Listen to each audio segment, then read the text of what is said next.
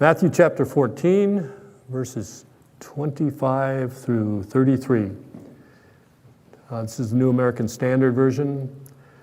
Shortly before dawn, Jesus went out to them, walking on the lake. When the disciples saw him walking on the lake, they were terrified. "It's a ghost," they said, and cried out in fear. But Jesus immediately said to them, "Take courage, it is I. Don't be afraid." "Lord, if it's you," Peter replied, "tell me to come to you on the water." "Come," he said. Then Peter got down out of the boat, walked on the water, and came toward Jesus. But when he saw the wind, he was afraid, and beginning to sink, cried out, "Lord, save me." Immediately Jesus reached out his hand and caught him. "You of little faith," he said, "why did you doubt?" And when they climbed into the boat, the wind died down. Then those who were in the boat worshiped him, saying, "Truly you are the Son of God." Amen. Well, before this incident, that whole day before this incident, if you read in Matthew, you find out that it was a day absolutely packed with activity and drama. They heard that John the Baptizer had been killed, and that, I'm sure, impacted all of them. And then there were these 5,000 people that needed something to eat. And so Jesus took care of feeding them. The day was probably a long, long day, with really arduous. And the crowds, Jesus had sent them off in the boat at the end of the day. The disciples got in the boat, and Jesus told them to go ahead. It's not sure where he sent them, but having been up there in the Sea of Galilee, probably Bethsaida, over where they would hang out on the north shore. The crowds had been fed, and they'd been sent back to their homes, and Jesus himself had gone up into the hills to spend some time, as I'm sure he did very often after these long days, with the Lord, his Father, and probably just for restoration and rest and spend time with the Father. It talks about Jesus coming in the fourth watch, and the watches were something that the Romans instituted. There were 4 watches during the night, first, second, third, and fourth. And they went from 6 p.m. to 9 p.m., 9 p.m. to midnight, midnight to 3 a.m., and then the last fourth watch was 3 a.m. to 6 a.m. And it was beginning to get light when Jesus was heading out and toward the boat. We can be sure that Jesus knew exactly what he was doing. He knew that there would be weather, he knew there would be wind, he knew there would be waves, he knew that they would be pulling on the oars, trying to get to their destination, and he knew they would be difficult. When I was back in 1997, when I was over in Israel, I got to see one of these boats. They found it in the mud. We were there during a time when the lake was very low. They have droughts over there, just like we do. The water level was so low, it uncovered parts of this old boat, and everyone went crazy because they figured this was right around the time that Jesus was out there.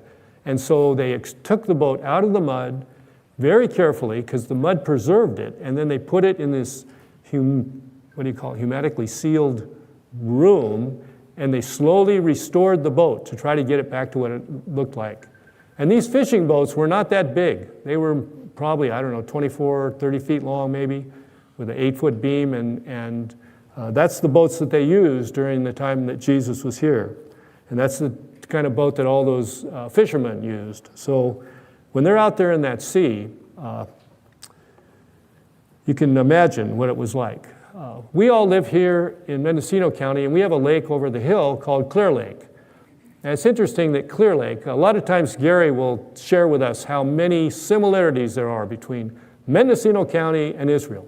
And he's right on. There are amazing similarities. Clear Lake's another one because its surface area is about the same size as the Galilee. It's a little bit different in its configuration. The Sea of Galilee is kind of like a big oval, and Clear Lake spread out a little bit more. But both lakes have very much the same tendency that when a wind comes up, waves form quickly. And if it's a storm, the waves can be ferocious. I have seen winters over there in Clear Lake where the waves basically took all the boards off all the wharfs out into the lake. In fact, people that were smart went off, took all their boards off before the winter and put them back the next year, because if they left them on and big waves came, it knocked all the boards off, all their wharfs. And you used to go by there after winter and you see all these just runners going out into the lake with nothing on them because their boards were who knows where. Same thing, Sea of Galilee, very rough. So the men were battling these winds. They were probably anxious when Jesus showed up. And when they first saw Jesus coming, they were terrified. They were unsure who this could possibly be. You know, I find myself to be anxious a lot. And I don't necessarily turn to God quickly when things get tough or you're in a situation where things are tough. I usually allow whatever I'm facing, my thoughts, my feelings, whatever it is, and I get anxious. These men in the boat also were fearing and anxious. And in this situation, when Jesus sensed the fear of the men, he immediately called to them and assured them, saying, "Take courage and don't give in to your fear." We're getting to the first line there, fill in. And that's always be ready for what God might be having you do each day. This whole incident and this stressful situation they were in, if we're followers of Jesus, and if we're looking for guidance in our daily lives, then it makes sense that we should always be on the lookout whenever we get confronted with any situation that is out of our control. As we all know, life is full of challenges. It's unpredictable. And I need to be open to whatever God might be doing. And it's interesting that at this point in the story, it's Peter who decides to take some action. It would seem reasonable for Peter to recognize Jesus, but then again, it's not every day that someone comes walking at you through the waves and the wind. So Peter cries out. And he says, "Lord, if it is you, tell me to come out onto the water." This brings us to our second fill-in. It's okay to check with God for confirmation when I believe he wants to use me. What Peter was doing here was checking for confirmation. He was pretty sure it was Jesus. He'd never been in this situation before, but he had to be pretty sure. But he checked. "Lord, if it is you, then tell me to come out there." Well, Jesus responds, "Come on." So it's something for us to always remember that there's direction available to us. And as I read the Bible, I find that over and over again, it tells me that God is always available and he's always willing to offer help. I'm the one that's dragging my feet. That holds me back from doing the things he desires me to do many times. His quick and sure response to Peter showed how determined he is to be there for each of us. Our circumstances may not be as difficult as Peter's, but God stands ready no matter what the situation to help us. When Peter asked Jesus, and Jesus said, "Come," Peter climbed out of the boat and stepped onto the water. And I really wonder what that had to be like. Putting your foot down on the water, and all of a sudden, instead of water, you feel something probably like wet concrete. You see the water, but you put your foot there, and it's solid underneath it. And so then you get out of the boat, and you start walking, and you're walking on the water. But what was the sensation? It had to be something pretty significant. And then you would think, this is really amazing. But Peter, I'm sure, felt that. He felt like it was an amazing thing to be walking toward his Lord on the water.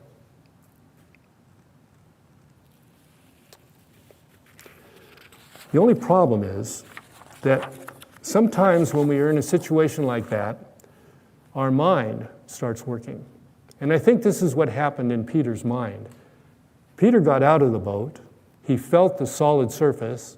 He walked toward Jesus. But then his mind was looking around and seeing the waves and the wind and feeling the wind in his face. And he's going, how is this possible? And what he did is he let just a little bit of hesitancy get in there. And he was on the right track, but all of a sudden he started to wonder, is this really possible?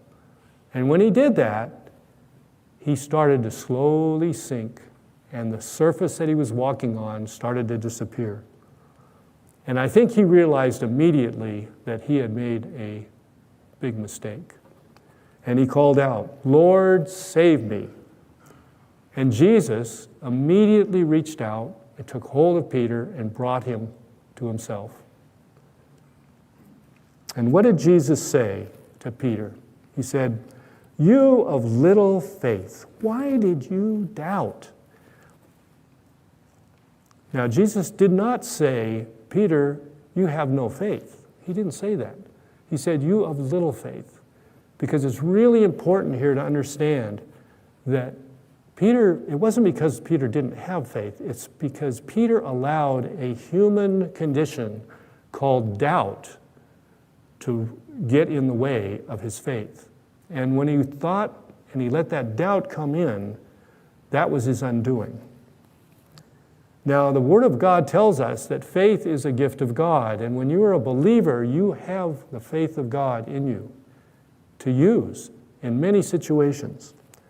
But doubt is a human experience that I have, and it's something that I do. I'm the one that doubts, and so I'm the one that has to stand against my doubt. I have to say, no, I'm going to believe. I'm going to stick with my faith. I'm not going to doubt.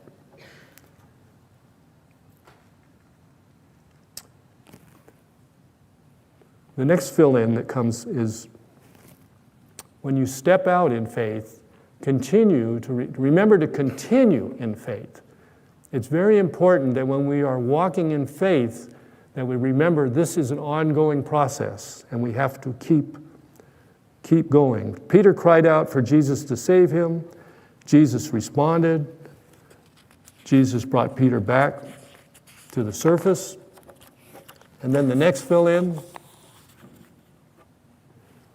if you need additional faith, you can always ask him for more along the way. So no matter what situation you're in, if things aren't going the way you thought, you can always reach out to Jesus in prayer.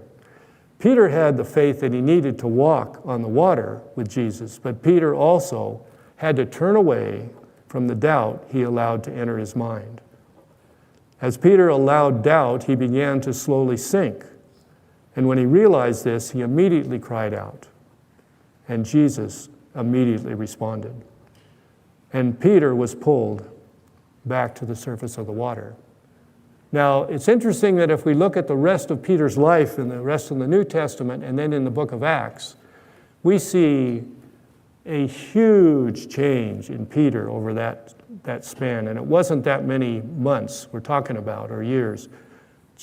Peter, his faith got stronger and stronger. And as you get into the book of Acts and you get through Pentecost, you see Peter so full of faith and so full of the power of God. When he preached, thousands of people would come to the Lord. And so you see a complete transformation. There's places where Peter slipped up, but he was human just like we all are. And all of us battle with doubt. But Peter ended up being a very powerful man of faith. So Peter and Jesus returned to the boat and climbed in. And once they were in the boat, the winds died down and the sea became calm. The others joined Peter and Jesus. And the scriptures tell us that they worshiped Jesus and declared, "Truly you are the Son of God." We can really only imagine what that scene must have looked like. The disciples there, Jesus more than likely standing there, and the disciples are just in front of him, worshiping his presence in the boat with them. I don't know how close they came to feeling they were going to be gone and wiped out by the storm, but it had to be pretty close. But they were all of one heart and mind as they turned their total attention to Jesus.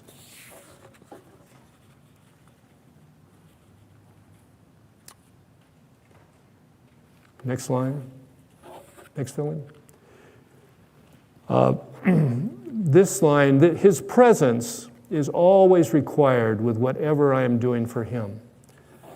And just as the presence of Jesus in that boat was so important to those disciples, anytime I'm serving the Lord, his presence with me is incredibly important.